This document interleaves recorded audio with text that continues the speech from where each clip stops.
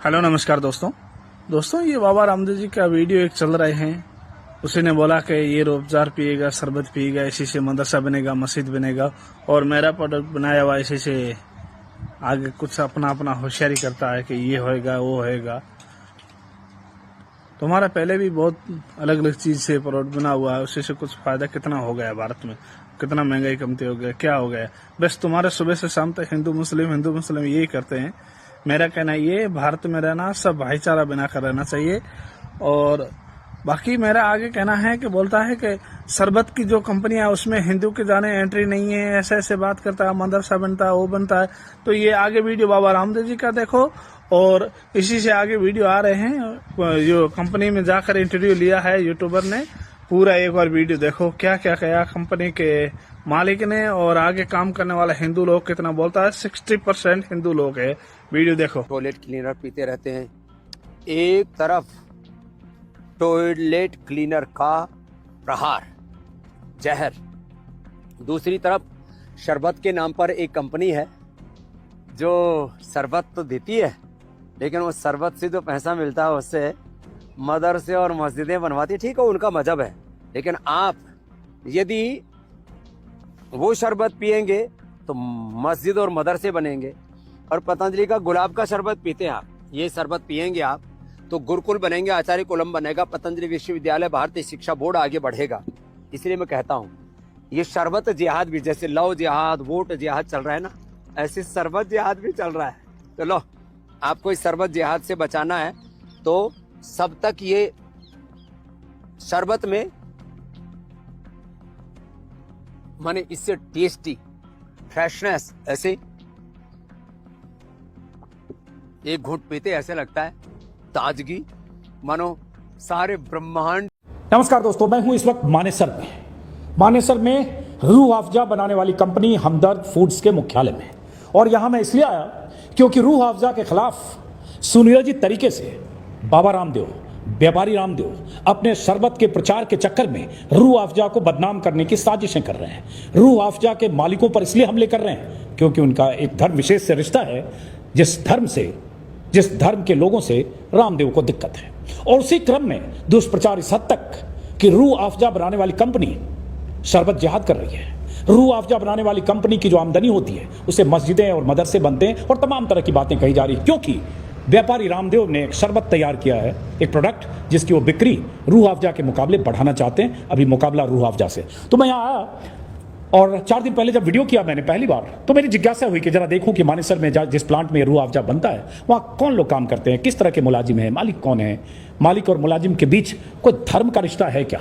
क्योंकि इस बीच ये भी हुआ, ट्विटर पर बहुत सारे लोग लिख रहे थे कि रूह अफ़ज़ा जो कंपनी बनाती है हमदर्द, वहाँ हिंदुओं के लिए नो एंट्री है, सारे मुलाजिम, सारे एम्प्लॉय सिर्फ मुस्लिम हैं। तो यहाँ आते ही मुझे, जब प्लांट में मैं कुछ लोगों से बात कर रहा था तो बातचीत के क्रम में पता चला कि यहाँ जो कंपनी में, इस हमदर्द फूड्स के मुख्यालय में, इस मैन्युफैक्चरिंग प्लांट में जो टॉप पोजीशन पर कुछ लोग हैं, उनमें कौन लोग हैं, 3 लोग मेरे आसपास हैं। तो जरा इनसे परिचय कराते। पहले तो आपका शुभ नाम, परिचय आप खुद बताइए। मेरा नाम मंसूर है, मंसूर अली। मैं सेल्स एंड मार्केटिंग देखता हूँ हमदर्द फूड्स के लिए। मेरा नाम शैलेश तिवारी है। मैं यहाँ पे as a chief of plant operation काम कर रहा हूँ पिछले 11 सालों से। शैलेश तिवारी हैं, चीफ ऑफ ऑपरेशन प्लांट काम कर रहे हैं 11 साल से। नाम पर गौर कीजिए। आपका शुभ नाम? मेरा नाम डॉक्टर संजीव त्रिपाठी है और मैं यहाँ 4 साल से क्वालिटी डिपार्टमेंट देख रहा हूँ। संजीव त्रिपाठी हैं, 4 साल से यहाँ क्वालिटी डिपार्टमेंट में। आपका शुभ नाम? मेरा नाम रेहान है और मैं मार्केटिंग डिपार्टमेंट में हूँ एज अ ब्रांड मैनेजर। आपका शुभ नाम? नजदीक आइए थोड़ा। मेरा नाम सचिन है और मैं यहाँ पर रेगुलेटरी एंड R&D डिपार्टमेंट। पूरा नाम?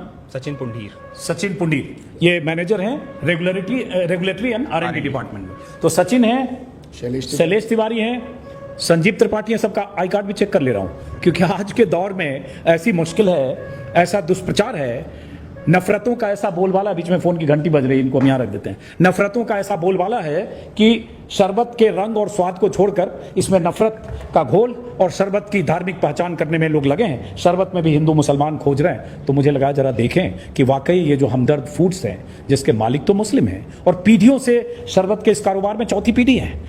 पहली पीढ़ी के अब्दुल मजीद थे जो हकीम थे, जिन्होंने 1906 में हमदर्द की स्थापना की थी शरबत की। उनके बाद उनके बेटे, जो इनका शुभ नाम? अब्दुल हमीद साहब, और उसके बाद इनके पोते अभी मौजूदा कंपनी में सीईओ हैं।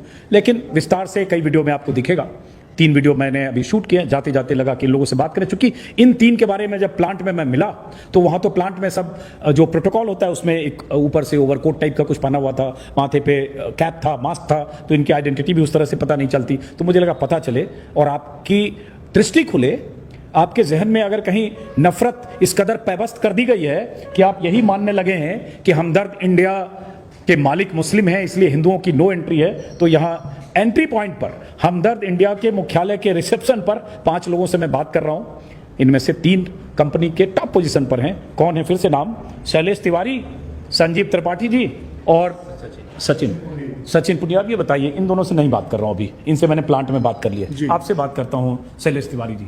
ये सब तो आप लोग भी सुनते होंगे, सब दुष्प्रचार होता है सोशल मीडिया पर लगातार। मैंने 4 दिन पहले वीडियो बनाया, मेरे को 50 लोग लिख रहे हैं कि वहां तो हिंदुओं की एंट्री नहीं है, सिर्फ मुस्लिम एम्प्लॉय होते हैं। और आप कितने साल से, आपने बताया? हम पिछले 11 साल से मैं यहाँ पे काम कर रहा हूँ as a plant head and chief of plant operation. और यहाँ पे इस तरह की कोई भी ना तो भावना है, पूरे टॉप मैनेजमेंट से लेकर नीचे तक ऐसा कोई संदेश नहीं है कि एक वर्ग विशेष को ही यहाँ पर एम्प्लॉयमेंट दी जाए या हम कोई कार्यविधि में उनको ये भागीदारी न रखें। यहाँ पे सभी को समान तरीके से रखा जाता है। इवन जितने टॉप रैंक के लोग यहाँ पे हैं प्लांट की देखरेख में, वो सारे हिंदू हैं।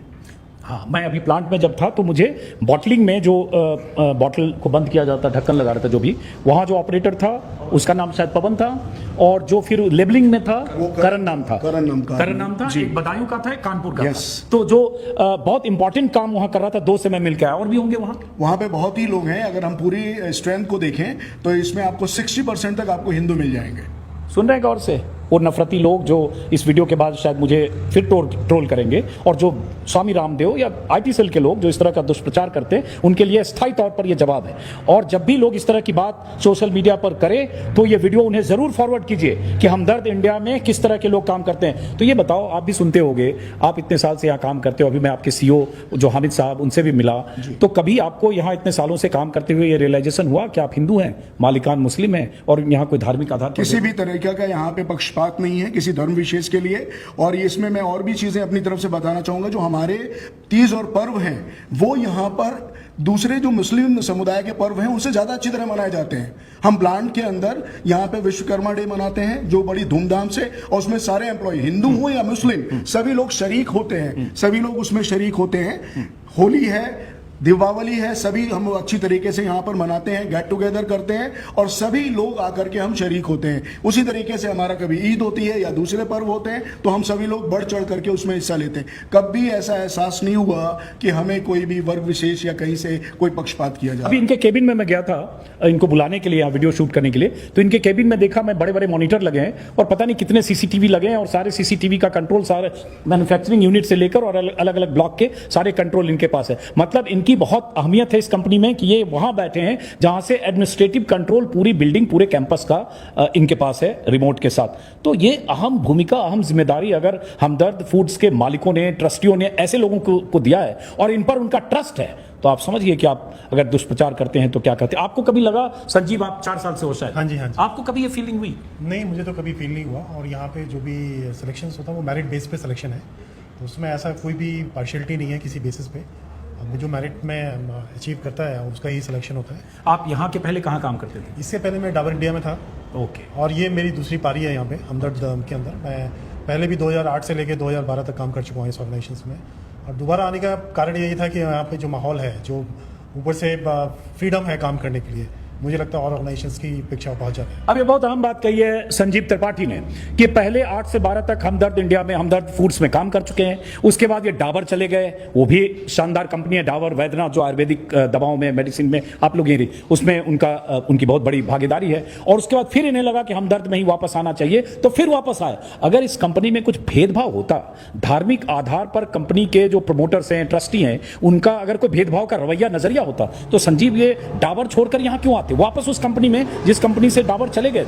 इस आधार पर सोचिए, समझिए। ये वीडियो, बाकी जो 2 वीडियो मैंने शूट किया है अभी, उसके बाद मैं क्लोजिंग वीडियो कर रहा हूं, उससे ज्यादा इंपॉर्टेंट है, क्योंकि उस प्रोपेगेंडा को एक्सपोज करना जिस प्रोपेगेंडा के तहत बाबा रामदेव, जिन्हें मैं व्यापारी रामदेव कहता हूं, लाला रामदेव कहता हूं, कारोबारी रामदेव कहता हूं, वो उनकी पूरी फौज और बहुत सारे ऐसे लोग दुष्प्रचार कर रहे हैं। मैं बार बार कहता हूं, शरबत को स्वाद से तय कीजिए, इसकी तासीर से तय कीजिए, मिठास से तय कीजिए। आपको पीना है पीजिए, नहीं पीना है मत पीजिए। ये नहीं किसी और का शरबत पीना है पीजिए, डाबर का पीजिए, बैद्यनाथ का पीजिए, कोई और पीजिए। लेकिन इस आधार पर कि शरबत बनाने वाले मुस्लिम हैं, मालिक मुस्लिम, मुलाजिम मुस्लिम, और इसलिए उसके आधार पर, धार्मिक आधार पर आपने शरबत की भी मजहब तय कर दी, तो यहां इसकी मैं तस्दीक करना चाहता हूं कि ये कौन लोग हैं, और यहां इस आधार पर कोई भेदभाव कम से कम यहां नहीं है। ये वीडियो मेरे लिए बहुत जरूरी है कि आप ज्यादा से ज्यादा लोगों तक पहुंचाएं। फिर आप बताओ सचिन जी, आपको रहते हुए कभी यहां फील हुआ भाई आपके पर्व त्योहार आते हैं, जैसे इन्होंने कहा कि हम हर पर्व त्योहार को उसी तरह से मनाते हैं, विश्वकर्मा डे और ये, तो जो भी हमारे त्यौहार होते हैं वो हम अपने तरीके से मनाते हैं, और यहाँ पर जितने भी पर्व मनाए जाते हैं सारे समान तरीके से मनाए जाते हैं। अब ये बताइए, आप लोग ये सुनते होंगे, आपसे इसलिए कम बात कर रहा हूं कि ये तो आपकी धार्मिक पहचान पे ही तो सारे लोग हमला करते हैं, तो इसलिए मैंने कहा कि जरा इनकी पहचान जमाने के सामने, दुनिया के सामने आनी चाहिए। तो आप लोग यहाँ काम करते हो, बाहर ये सब इतना सुनते हो, तो कभी हर्ट होते हो, कभी लगता है क्या हो रहा है यार, फालतू की बातें हो रही है? नहीं, हमारे पास टाइम नहीं है। आई डोंट थिंक हमारा फोकस ये है कि हम हर्ट हों या हम इस तरह की कोई भी सोच रखें। हमारा पर्पज़ ये है कि हम अपने बिजनेस को आगे बढ़ाएं, और जो हमारे वैल्यूज़ एंड कोर वैल्यूज़ हैं कंपनी की, उसको आगे बढ़ाएं। चैरिटी की है, मेडिकल और एजुकेशनल चैरिटी में हम लोग हैं, और अपने बिजनेस में हम काम करते हैं। हमारी इस तरह की कोई ना हम अपनी टीम्स को या हम खुद इन्फ्लुएंस होते हैं, ना हमारे ऊपर इन चीज़ों का फर्क पड़ता है।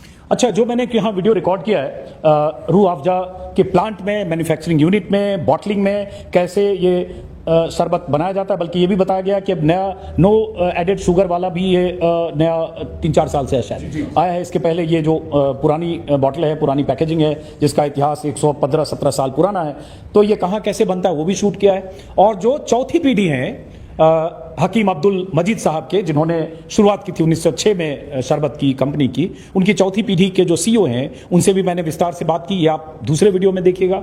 एक वीडियो और क्या, 3 वीडियो मैंने शूट किया है। सबसे पहले ये वीडियो इसलिए डाल रहा हूं क्योंकि ये बहुत अहम है उस दुष्प्रचार का काउंटर करने के लिए जो दुष्प्रचार लगातार किया जा रहा है, शरबत की धार्मिक पहचान तय करके, शरबत में हिंदू मुसलमान खोज करके।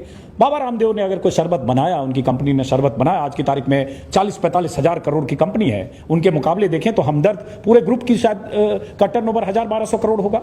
तो उस इतने बड़े साम्राज्य के व्यापारी बाबा को शरबत बेचने के लिए, अपने प्रोडक्ट के प्रचार करने के लिए एक 115-17 साल पुरानी शरबत कंपनी, उस पर हमले करने की जरूरत क्यों पड़ी? क्यों कहना पड़ा कि शरबत बनाने वाली ये कंपनी, ये लोग शरबत जिहाद कर रहे हैं, मदरसे और मस्जिद बनवा रहे हैं? जबकि यहां बताया मुझे इस कंपनी के सीईओ ने कि 85%, शायद यही आंकड़े बताए उन्होंने, 85% चैरिटी में खर्च करते हैं, शैक्षणिक संस्थानों में, स्कूलों में, कॉलेजों में, और इस तरह के काम में जो आमदनी होती है कंपनी की, उसका 85% अपने आप में बहुत बड़ी बात है। उन्होंने साफ साफ कहा है कि न तो हम मस्जिदें बनवाते हैं, न हम मदरसे बनवाते हैं, हम अपनी आमदनी का बहुत बड़ा हिस्सा 85% चैरिटी में खर्च करते हैं। कई तरह